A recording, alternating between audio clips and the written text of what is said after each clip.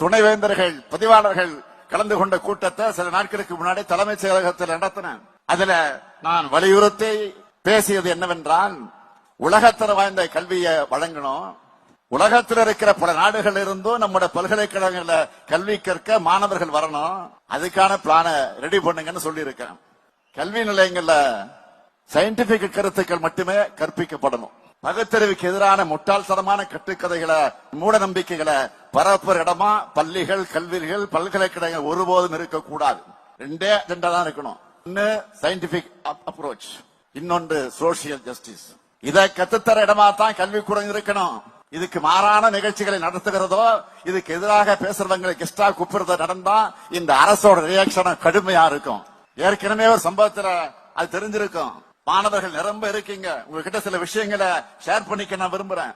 நிறைய பேர் இப்ப படிக்காமலேயே பெரிய ஆள் ஆகிவிடலாம். பணம் சம்பாதிக்க படிக்கணும்னு அவசியம் இல்ல. யூடியூப்ல கூட சம்பாதிக்கலாம், இன்ஸ்டாகிராம்ல சம்பாதிக்கலாம். அந்த கடை போடலாம், இந்த கடை போடலாம்னு டிசைனா ஏமாத்துவாங்க. அந்த வலையில சிக்கிடாதீங்க.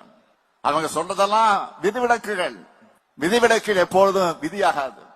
உங்களுக்கு விருப்பமான எந்த வேலையும் தொழிலையும் செய்யலாம், அது தவறு இல்ல. ஆனா எல்லாத்தையும் கல்விதான் அடிப்படை. எல்லாத்துக்கும் மறந்துடாதீங்க. படிப்பு பயனற்றதுன்னு யாராச்சும் சொன்னா அவங்கள சைலண்டா உங்க லைஃப்ல இருந்து அவாய்ட் பண்ணுங்க.